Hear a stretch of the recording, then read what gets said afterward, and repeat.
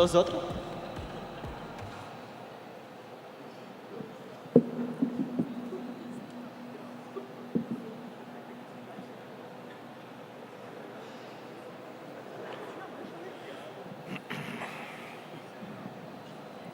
No.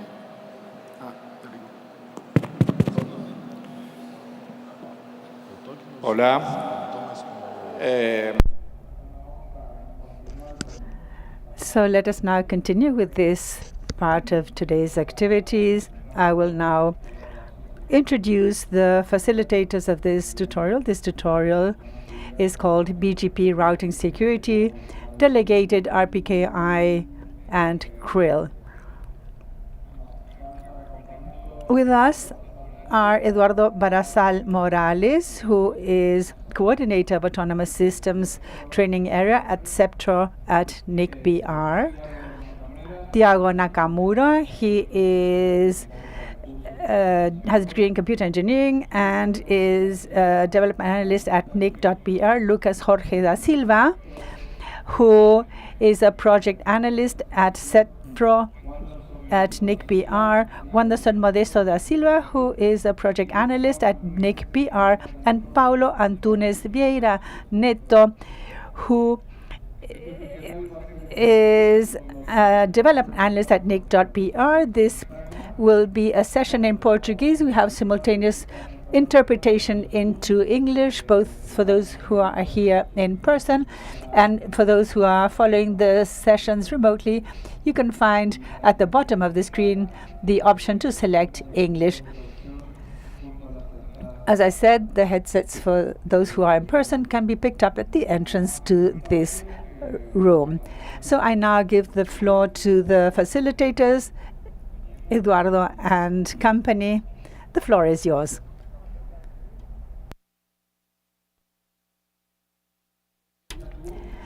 Good morning, everyone. I'm Eduardo Barazal Morales, and I will be speaking about BGP routing security, delegated RPKI.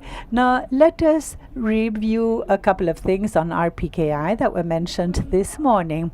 We will also explain the delegated mode, which is very important for us in Brazil because we don't have a hosted option. If you are a registered ASN in Brazil, you don't have an account. You have an account with NICBR, but you don't have access to the MILAC-NIC system. So the way we can work with RPKI to guarantee routing security is working with the delegated mode. Now,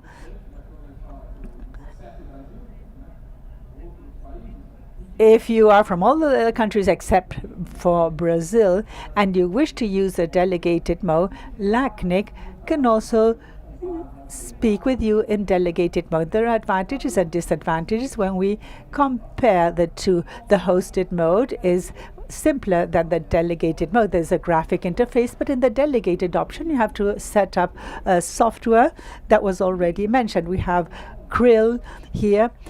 And then we have to speak with NICBR in the NICBR registry. So in order to benefit from the advantages of RPKI and publish your ROAs, your routing information as well. So to start, let us first make a brief review.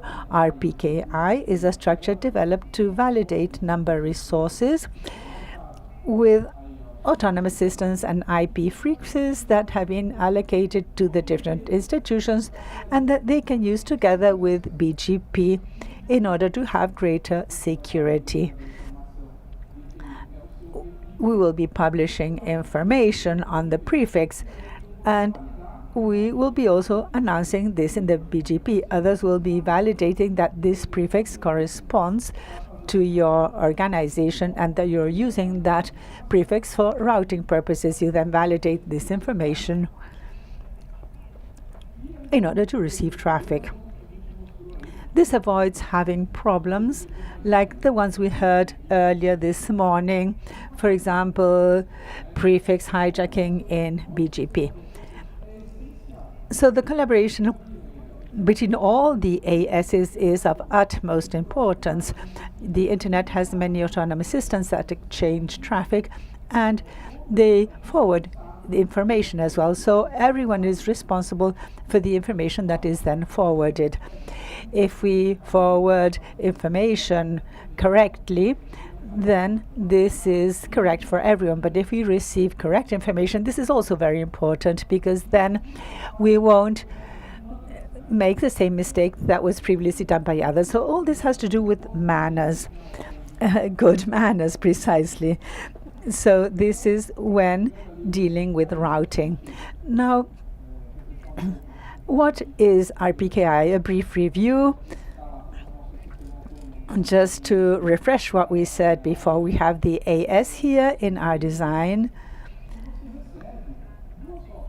in orange 65536, and it receives two routes, 2001 DB8/32 and /48. So what do we wish to know? We wish to know which is the real owner. If we receive these routes, we have to decide which is the best path. So we're going to choose the more specific route. In this case, this would be the /48. But was the /48 the real owner that announced this route? But not in this case. You can see here that that is not the correct owner. That is the more specific route. The real owner has a more specific route, which is a /32. If we don't work with RPKI that has the issue of validation, then this traffic will be forwarded to the wrong owner. And that's not what we wish to have. First of all, because this might have been intentional.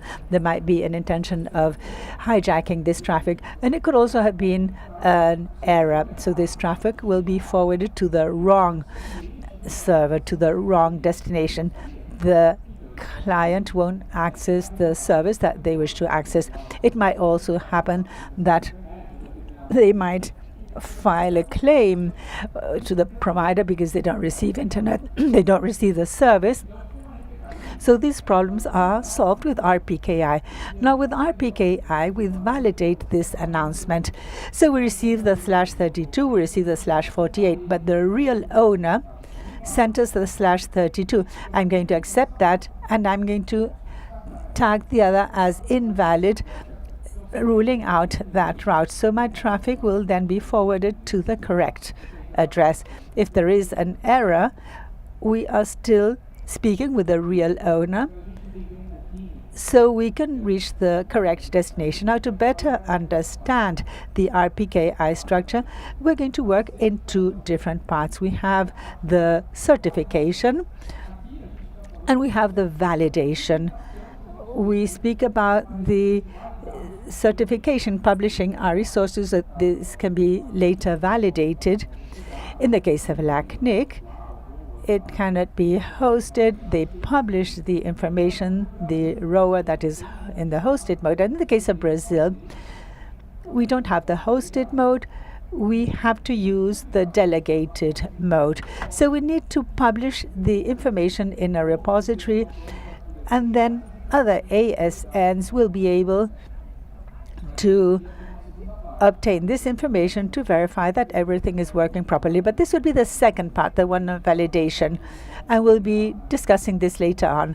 But let us now focus on the delegated mode. This is a certification of resources. This has two parts: origin validation and certification of resources. We're going to focus on certification, as I was saying. This includes announcing the prefixes in the RPKI system. Anyone who has IP resources can join this. In an autonomous system, you cannot use an RPKI in any autonomous system. Now, in the case of Brazil, this does not occur because all the IPs are associated to an autonomous system. So we're going to use the delegated mode. Then we have the origin validation, which is the second part of the review. The two parts are important. The first guarantees that the information is published, that we can tell the world that we have that information. If someone wishes to hijack your information, to steal your information, and routes we are protected when publishing this because everyone will be validating the initial validation. And if anyone steals that, that will be ruled out by the other autonomous systems. And the second part of the validation is also very important. This should be done in autonomous systems so that we don't receive misinformation in our system. This should be correct information. We have to be sure that nobody is stealing our information and that we don't receive errors from others. So let us now focus in this part that involves resource certification. The certifying authority as well as the repository will be storing these ROAs. To speak about this, let us mention certification. Those who studied public and private keys in certification, this is all linked together. It's very easy to understand. When you convey this information to the RPKI, you announce the public key to the owner. We have a couple of keys, the public and the private keys. The public key is announced to all. The private key is maintained. We have the PKI model. This is a public key infrastructure. One signs this public key to make sure that the received information is correct. So this leads us to think about the case of ICP Brazil. The Brazilians will understand what I'm referring to. We have resource certification and the public key of our resources. So the RPKI model has to do with the entire certification chain. Everything begins with the certifying authority, which are the root certifying authorities. These are reliable, trustworthy entities, and their public keys are widely known. They're going to self-sign. That is why we have this sign that points to the very same entity. So this is self-signed by the certifying authority in the root. And then all the other links in the chain until we reach the ones at the bottom, which appear in yellow. So that we can understand this model, we have the root part, which are the trust anchors, which has an implicit reliability with the self-signed certificates, and they will be signing the certificates of the entities below, the daughter entities. This is the public anchor, the public key, but we have to be sure that this is Eduardo's public key, because they might make as if they were Eduardo, saying that they are the owner of the public key. So this is guaranteed. How? This is guaranteed through this chain. Nick BR will have a certificate signed by LACNIC. This publish the public key through that certificate that will be signed by LACNIC. So LACNIC is granting this trust. This is the public key of Nick BR.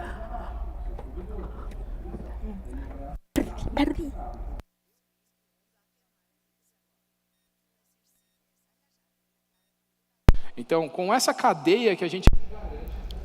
So with this, then those are the public. So, and then the information is correct, and you will see that it is really, so everything starts with that model of KPI, and you see there LACNIC, ORIM, LACNIC, AFRINIC, and in this case where you have a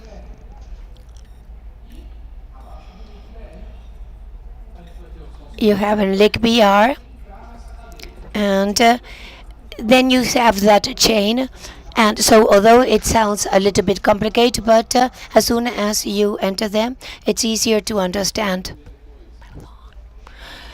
And so there you follow that idea, and then you'll understand that when you publish this information as it's created, it will be highly reliable, because of that chain.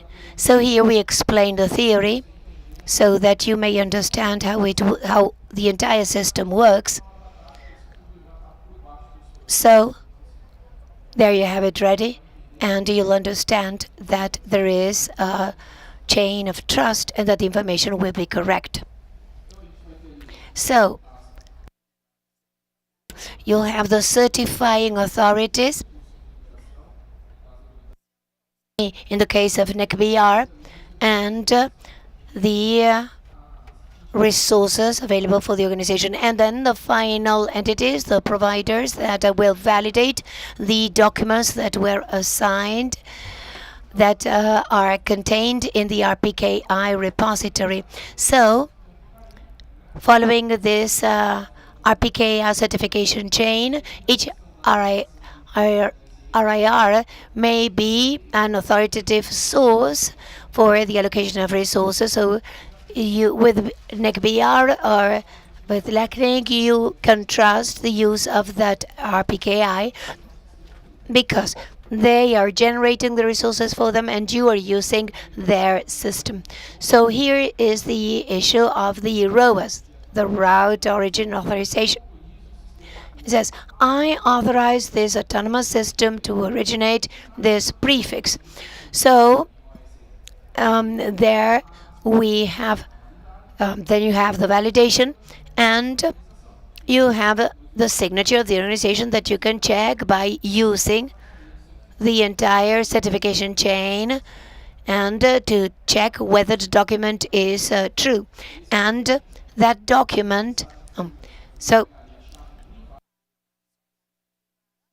they will assign this document, and everybody that has a public key will be able to use this document. And if you have the private chain, the private key, only you can use it, nobody else, because nobody else has the private key. It's mine, it's secret, but the public key will be good to use that conference. So that is why we have those signatures for you to be able to have that secret key. And there you have all the announced prefixes that must be registered in one or more ROAs. And so you can, it has to be kept in a repository because it's part of the chain that, and this gives, so that you may have an idea of the repository. It's where you keep the information of the ROAs, the authorizations of origin. So, and it is important to state that each ROA contains only one ASN. So if you have more autonomous systems that are authorized to use a certain prefix, there you have the ROA for each of them. So if an organization wants to assign resources for others, there we are speaking technically how the RPKI is working. So it's not a political thing of LACNIC, of how the issue is working and the allocation of resources, but the RPKI, you can from there you can generate a ROA for your announcement. And so the certificate, you can enter that chain that we showed earlier. Just as LACNIC is under NECBR, then you can be under NECBR, and you can place certificates for others that are under your level. So, and something that is important, if there's a ROA for a prefix, then the route is validated, and it is important that publishing incorrect ROAs, it's better than publishing them. So when we work with RPKI, we have to be very careful. When we need something that is incorrect, it's going to be considered non-valid, and you'll be able to discard their traffic. So when we speak of this system, it's not a system that you can publish just once and that's it, and never update it. You have to update it always to take a look at it, to see whether something changed in the routing, and certainly if there was a change in the routing, it needs to be reflected in the ROA. And so we have the two ways to operate. That is the delegated way, And so you have the hosted and the delegate by NIC-BR. If you're outside of Brazil and you want to use that delegated mode, you can also discuss that with LACNIC.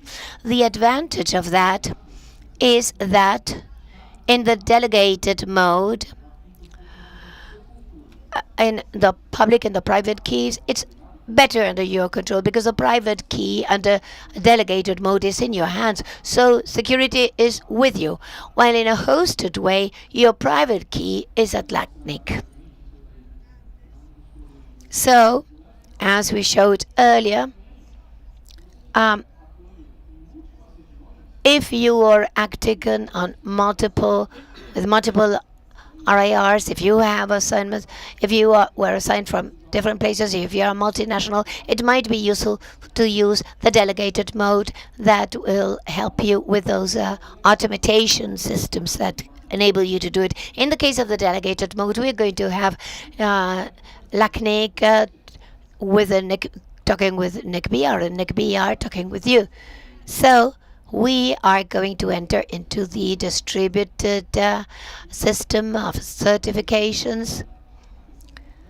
And for those of you who use the delegated mode, you can automatize it when you have multiple resources, and essentially when there are multiple resources in multiple regions. This will centralize your ROAS management, and that's one of the advantages of the delegated mode. You'll have a control on the private key. You'll also be able to work with a delegation of certifying entities, so that for the customers and for the children of the customers, it will not depend just on you, but also on LACNIC. To work with the delegate mode, we're going to use this protocol that was already mentioned, the up-down protocol, that's going to work generating and validating the repository.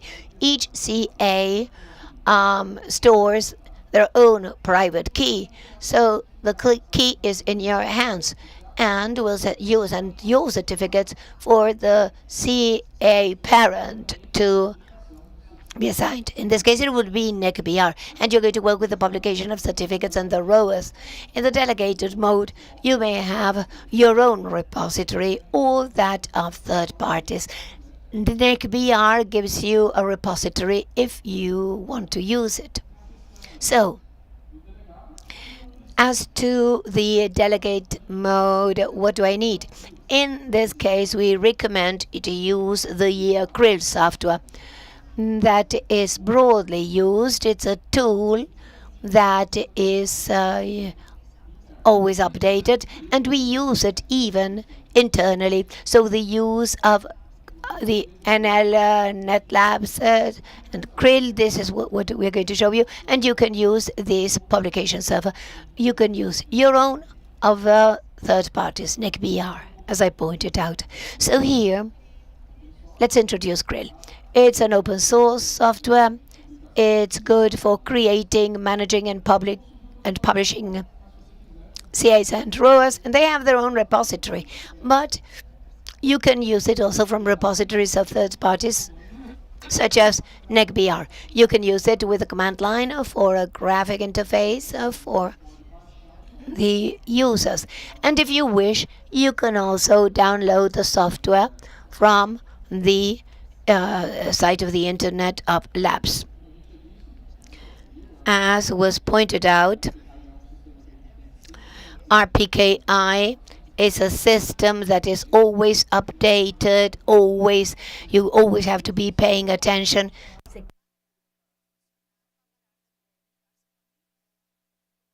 So there you can use RPKI, and information of RPKI have their validity.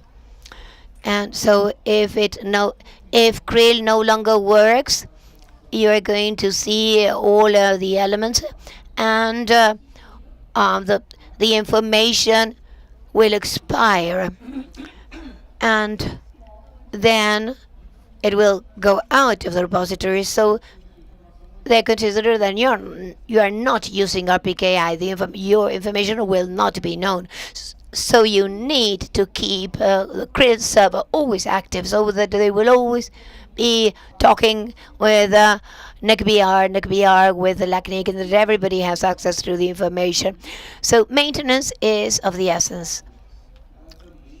not just updating software, but ROAS as well. So if the routing changed, if their tables were updated, you need to update ROAS and RPKI. So if not, you'll have routing or traffic problems. So it may be considered not valid, it may be discarded. It will all depend a lot on each autonomous system and the policy they implement with the information coming from RPKI. As to the monitoring, the BR registry makes available a service that helps telling you whether the RPKI information is correct. We're going to show that in the tutorial. It will be easier to understand. So I'm going to give the floor to my colleague Paolo, who will share the screen with you, and they will show you how you can configure Krill and so as to use the delegated mode. Paolo?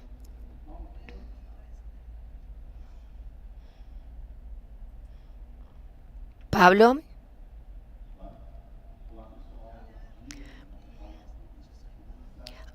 Good morning, I'm Pablo Tunes.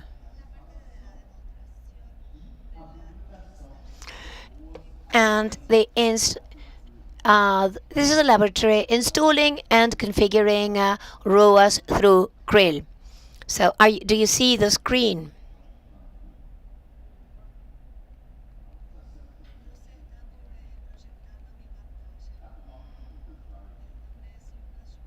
My name is Lucas George.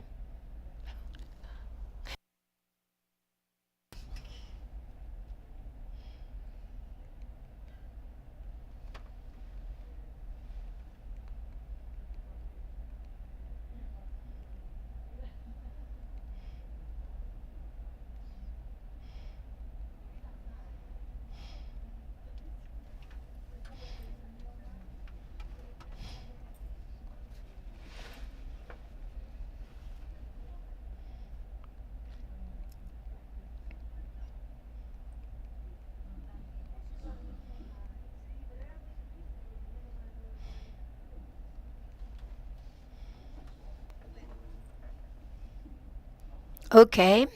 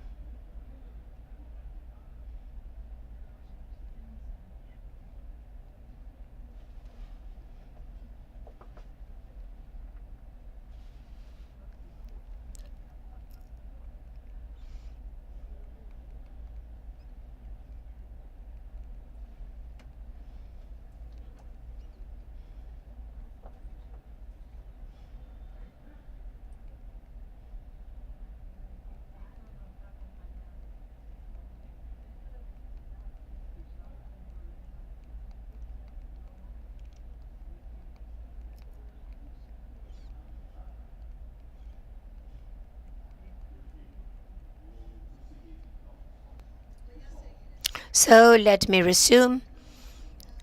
This tutorial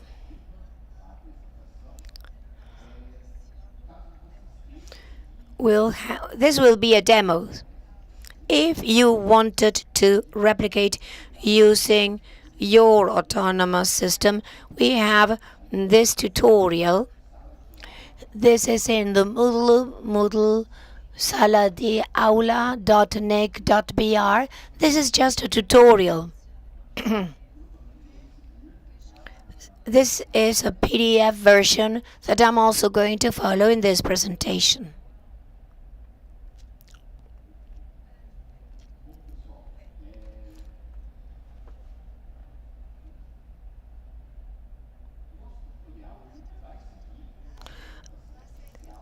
Our tutorial will use the information of NetLabs, and you can find it in the website.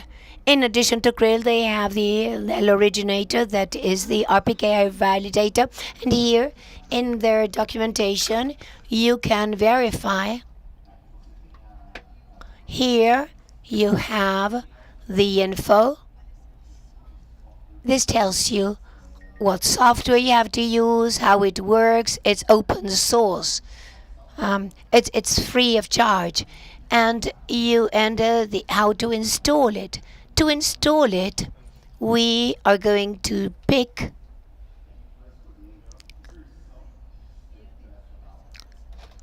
the OS. So we're going to use, in this case, Ubuntu. Here we have a laboratory that uses NG. This consists of one single Ubuntu server and an access to the internet that we require to set up this packet to publish the ROAs in direct contact with the .br registry. We also opened it over here. We already opened it over here. Let me now show you.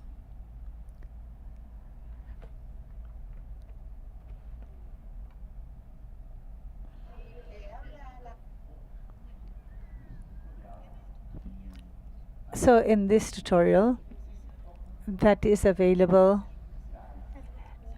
there is information, for example, the initial configurations, how to define a network, the access to a network server. Now in our case, we already configured this.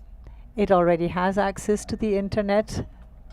We're going to do a test here. We have access here with DNS service that responds. And we're setting this up using Ubuntu in 20.04 version. Not much changes. You don't have so many changes in the future versions, in the next versions. To start with the installation of Krill, we need to have the following. We have to have a library that is included by default in the distribution.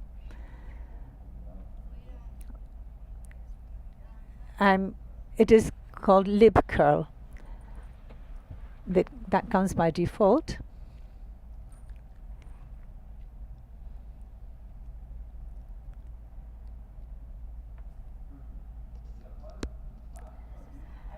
So now, in fact, we're going to set up everything that is required by Krill and its dependencies.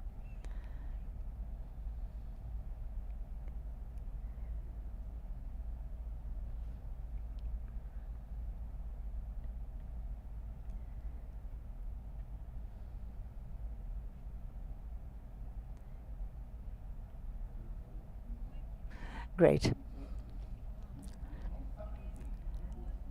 Now Krill is not present in this official Ubuntu repository, so we need to add that repository in our Linux machine. To do so, initially we have to insert into our system the digital certificate, the NLL NetLabs, that will certify that the repository that we are now adding is a valid repository for the purpose of the installation. So here we can copy these two lines over here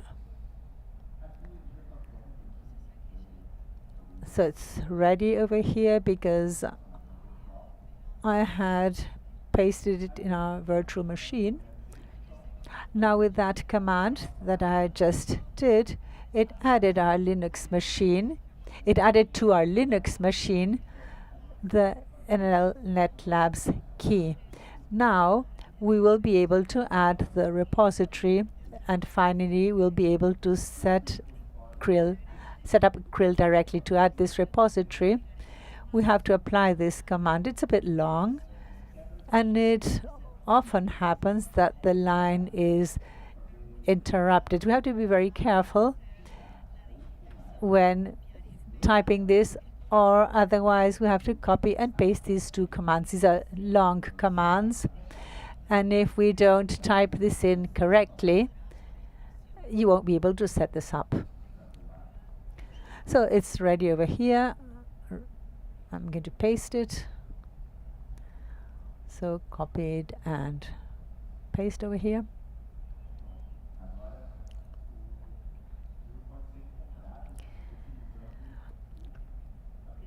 So now we can find the Krill using the APT.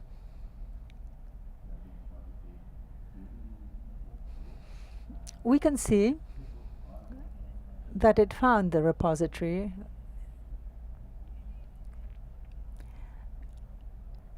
NL Labs and the APT.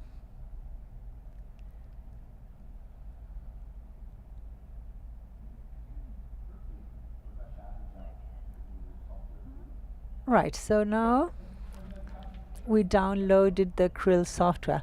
We're now going to do the first configuration and the first access to the software. So for that, we need to edit the first file that was generated, that is generated automatically. This is in pc.conf, sorry, krill.conf. We can use nano, or we can use others. I'm going to use nano.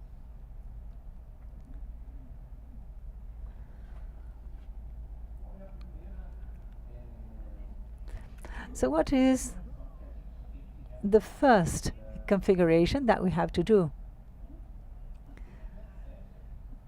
If we wish to change the access password to the virtual environment of Krill, this will be the web system that we're going to use. So here we identified this through the tag admin token. Admin token is the default option. It's quite long. And in our case, we're going to use LACNIC 43. This file over here, in this file over here, we can do further setups. For example, which is the IP address that will be responding to this web server, which are the ports. So by default, it responds in the host, and that is something that you can also change. But in order to save the configuration, we use Control-All. Here we saved the file, and we'll now begin with the Krill service. We have sudo systemtl enable now Krill. So it created the Krill service. We could now confirm this.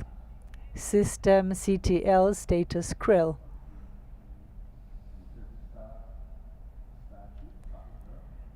We can see that it is up and running.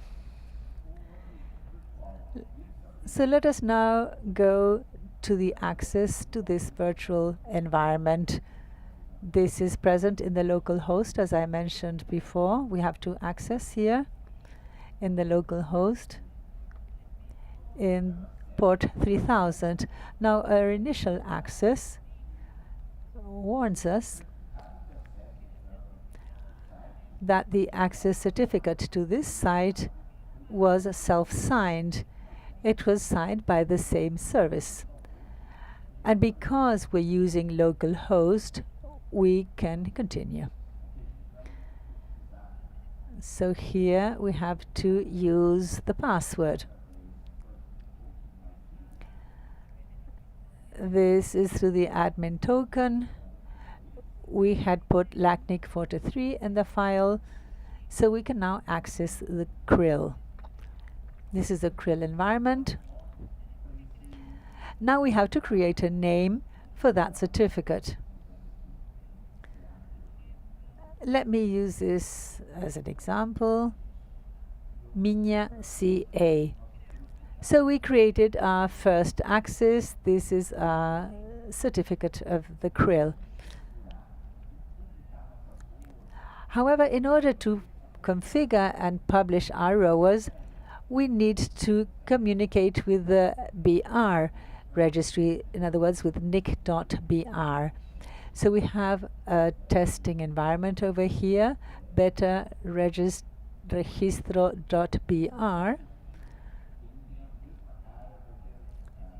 In this site,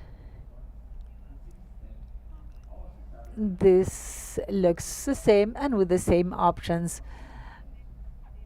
But this is a testing environment with information for testing purposes. I'm going to log in here.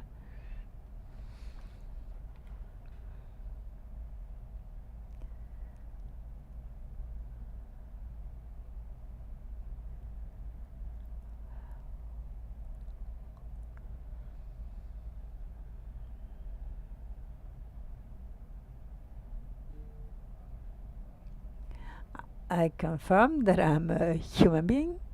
That's important. Ready. This is the BR registry. We can test that we verify that we are the holders of this autonomous system.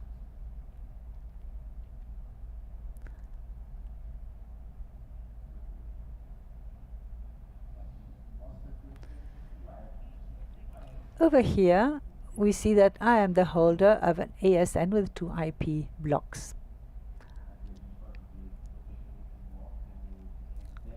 Here we have the block 10.10 with a /22, an IPv6 address for D0C10/32.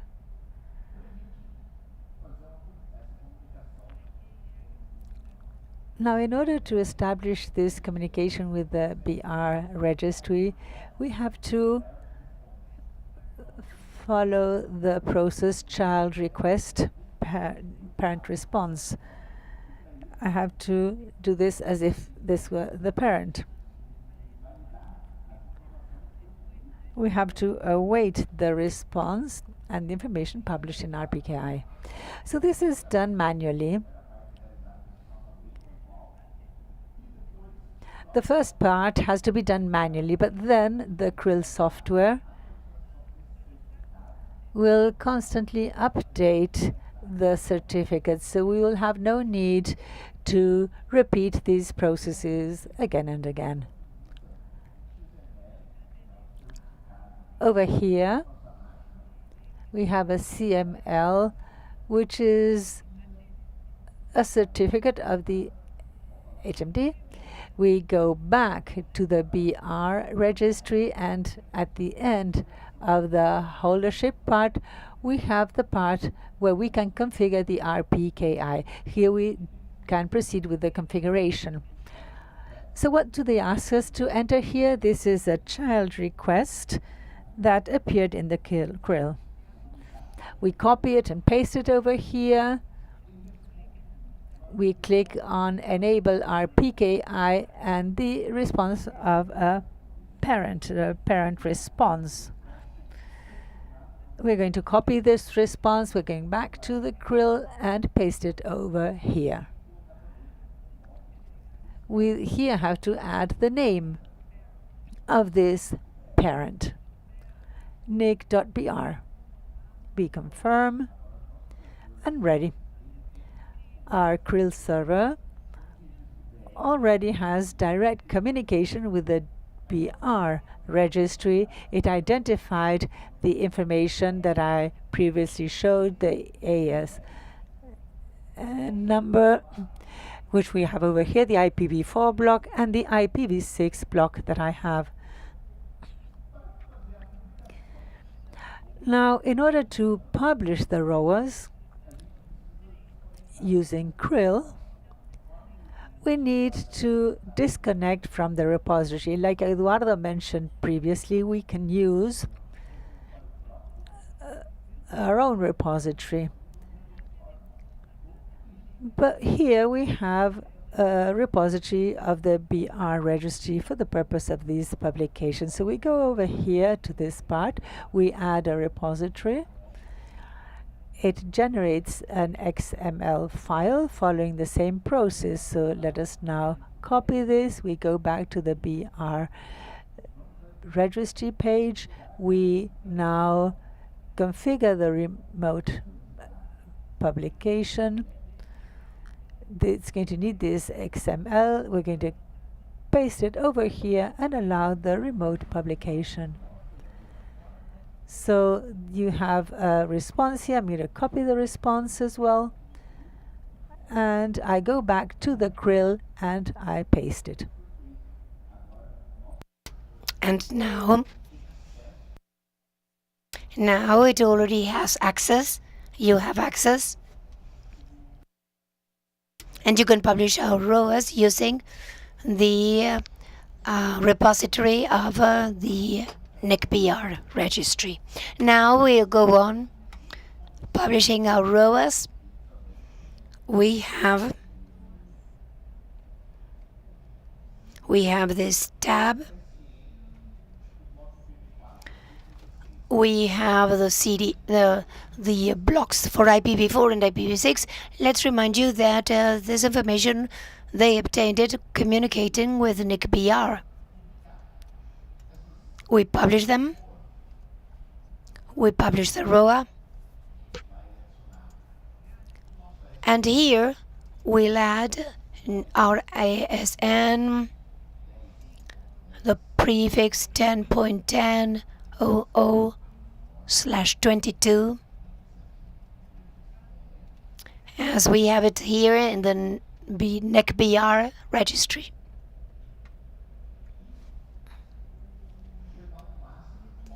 And the maximum interval, the maximum length that we'll publish, I'm going to add a /23 too. So I add a ROA that we already published.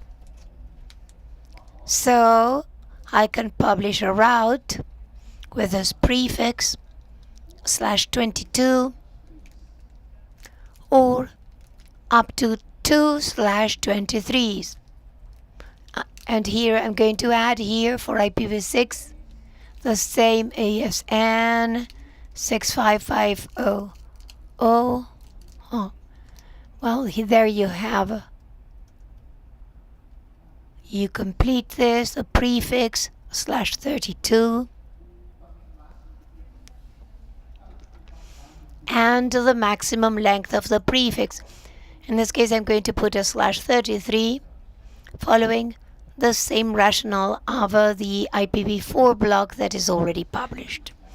And now it's already available. They're already available. Our two ROAs based on the info that we have in the BR registry. Our own ROAs, my registry, the Krill. Krill has direct information. It has an interface to exchange information with NICBR, so it won't allow us to publish ROAs that are not part of our domain in a way. For instance, here ASN 10.5.10.11.002/23. It rejects it. The ROA was rejected. The prefix does not belong to our ASN, so it won't allow me to publish it. Here we can use another ASN. Oh, there's a warning.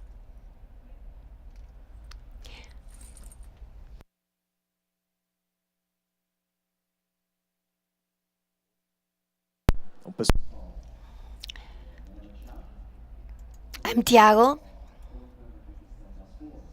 Just to bring the ROA thing. Now, what's happening? Well, we have all these protections to prevent somebody from registering false information in the RPKI database. It is essential to have an institution validating that registry. In the case of Brazil, the validation is by the BR registry.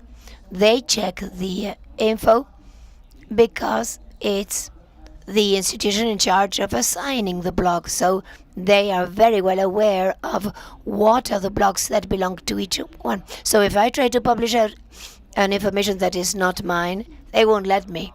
And even if I manage to insert false info, when the validation is going to be validated with Fort or with whatever, it's going to be discarded because it won't match the info of another certificate generated by Krill. When I have a different ASN, I can register my blog as an ASN that is not mine. Why? Because it may happen. There may be a case in which we have a partnership, for instance, with providers. I may be a client and I can't announce my blocks for whatever reason. So the announcement is made by my upstream provider. So for BGP purposes, I'm not announcing it. It's another ASN. So in the Krill system, I need to be able to insert that info. And the one that can publish the blog is not just my ASN, but the ASN of those under me. So in that case, you have to create an entry for each ASN, and that registry can only be done by those that have the ASN. If you have a partnership with 5 providers, each provider must register their own and allow the rest to just one can't register everything. The administrator of each AS needs to do that. Is that clear?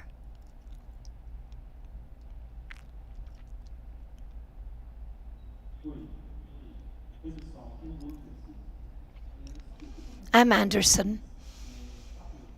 I just complementing to what you said.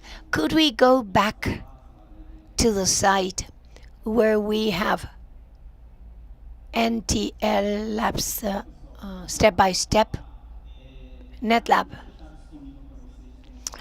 Let's leave this available for you. With this tutorial is going to be available for you. It's all described step by step, all the information, but the source material is in NetLabs in their site. All the material is here. We all know. Well, now and then we have translation problems. We test things to see what works, what doesn't work. So our tutorial has everything ready. It suffices following it step by step and it works. But if it doesn't work, what happens? Well, we go back to the source material of origin, because sometimes there's an update, a certain format was altered, there's a different certificate that needs to be uploaded, a different packet. So today we conducted all the tests and everything is working because we offer that material at NECBR courses, and sometimes we discover that there were updates, so we need to update our document for it to work.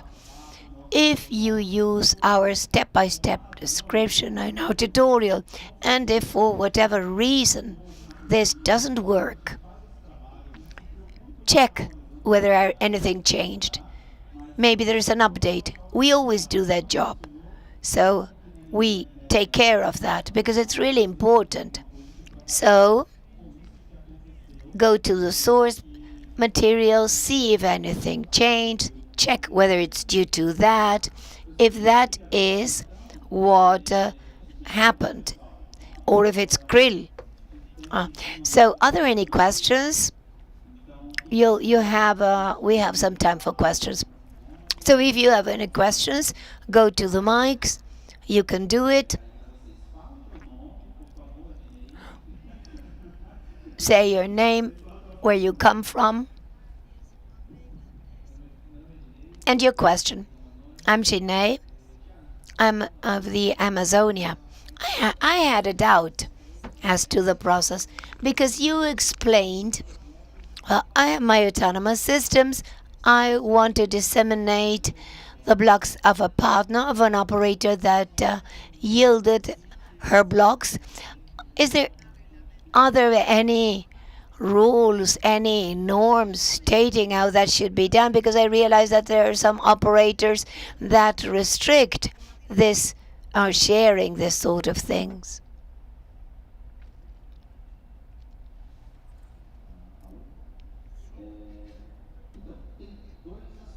So there are two aspects. One is publishing the RPKI, the registering the information in the RPKI database. There are no rules for that because that's specified in the protocol. So in the protocol, that's already foreseen for those situations in which we need to have a partnership or be allied with somebody, or somebody publishes a different AES for some reason that has been agreed. That is allowed. But in this case, it's the administrator of the autonomous system that has to register that. So if you have a different provider and you publish the announcements of that provider because they yielded that block to you, well, then the provider has to register that in their RPKI. You can't do it instead because of that security measure, because it's the AS that owns the block that needs to register it. You can't do it in their behalf. For instance, in NECBR, the providers, you can't put a registry somebody that doesn't have the IRR information. In the case of the RPKI, you can't do it because it's more rigorous. So it's only up to the administrator of the autonomous system to do that. And I've seen that some administrators don't do that. And they say, oh, I can't. So now I can tell them that. Thank you. Thank you. Any more questions? I see that via Zoom there are some people. Please use the Q&A panel and we'll do our best to answer. Please say who you are. Ricardo Cortés of RJ Connect.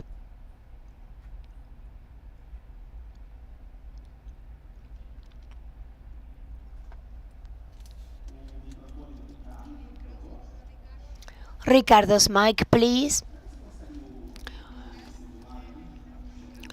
Could you use the other mic, please?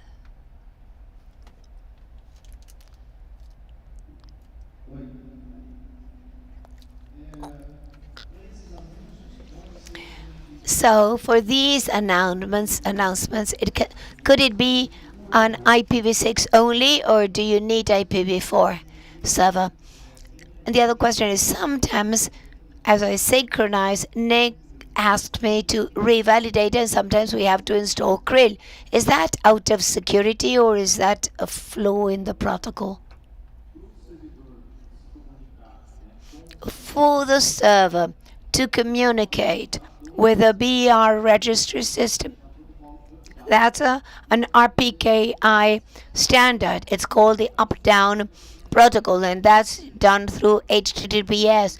Theoretically, it should be transparent either with IPv4 or IPv6.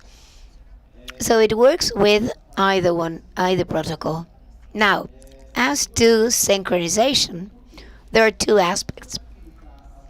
Because if you're going to publish the RPKI information in Krill, you'll see that the validity of the information is very long. It's like 10 years long.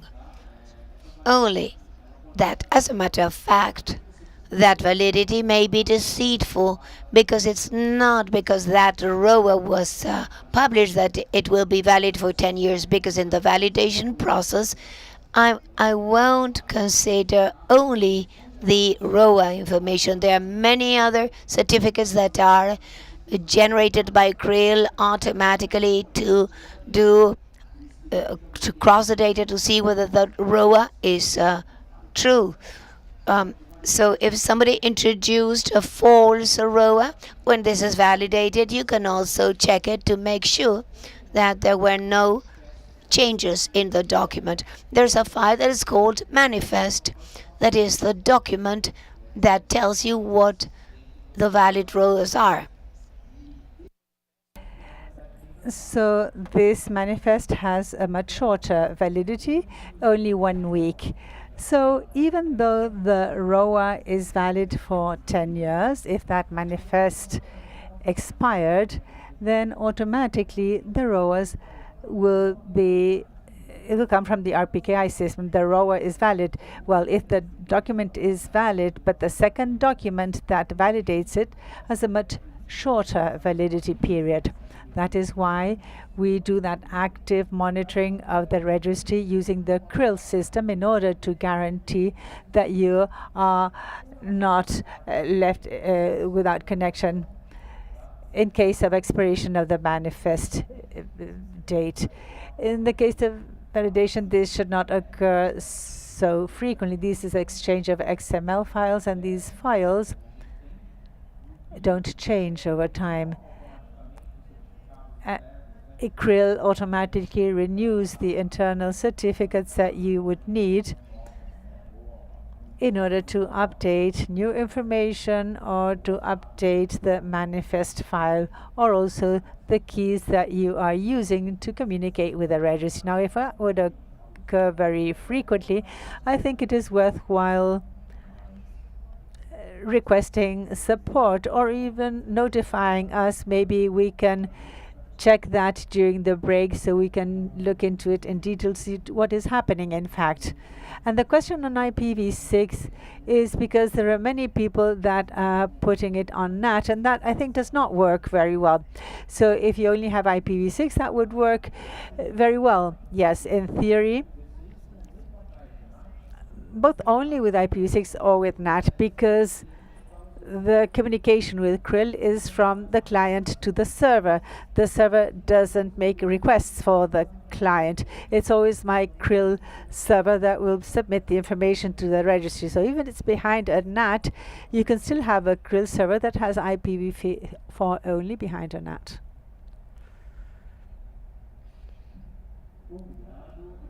So thank you very much. We still have some time left in case anyone has any questions. Any questions from the remote participants? We have no questions. We have no questions from the public here. So allow me to make a comment. You might have seen that so that the system works here, you need to have an account in the BR registry. And it's not just any account, it has to be the AS manager. As an AS administrator, you are the ones who are authorized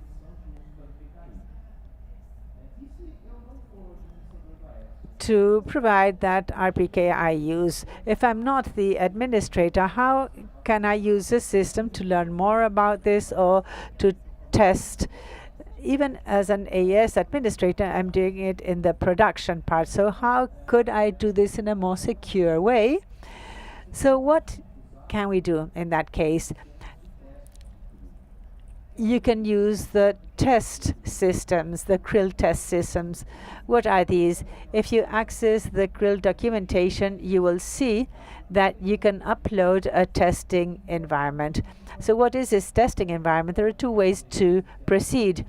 You can either do this with a 100 internal system, so that would be as if you are uploading a Krill, you'll be simulating the registry, and the Krill would be simulating if it were you, and you establish the communication. But it's somewhat more complex because you will be administering two systems. So what is the option to do this in a simpler way like the one we used here? In the Krill system, in the documentation section, they have a system that is similar to the BR registry.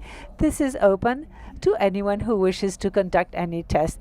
This is not valid as production. It doesn't publish the information in the RPKI basis, but you can register any information of any block for testing purposes. So you access the test site of Krill, you register. It needn't be your ASN, it can be just one for testing purposes. You don't validate resources because precisely this does not apply for production for the official base. And then you configure Krill exchanging XMLs in the same way, but without using the registry part you use in the testing section of the Krill.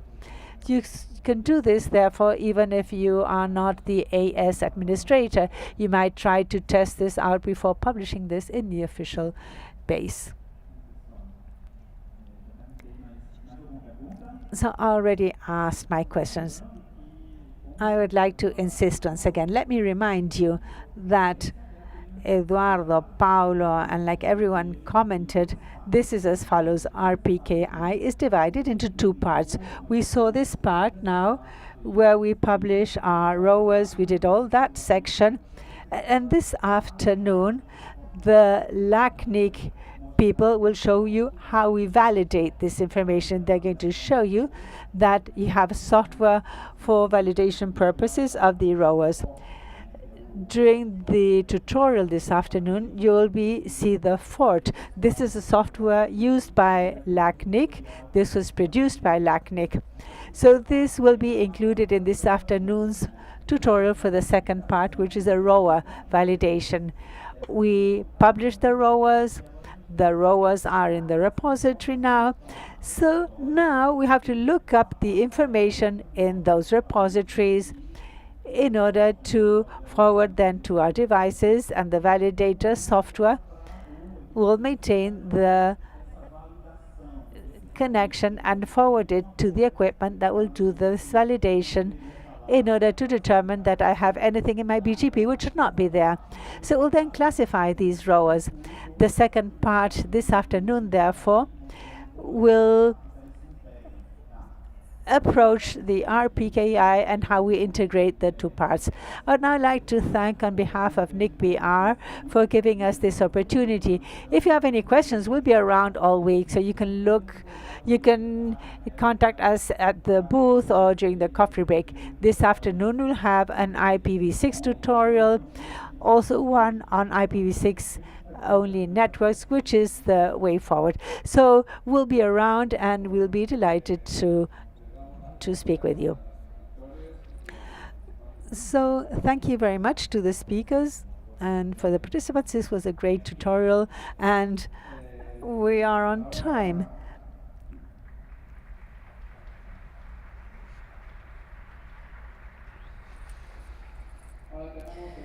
We now have the lunch break. We will resume in 1 hour at 2 p.m. our time, 1700 UTC, to start with the Secure Writing and Origin Validation Lab. Remember that lunch is something that you have to pay for, and next to the trade show you have access to the trade show as well. We look forward to seeing you at 2 p.m. for the sessions on IPv6 only.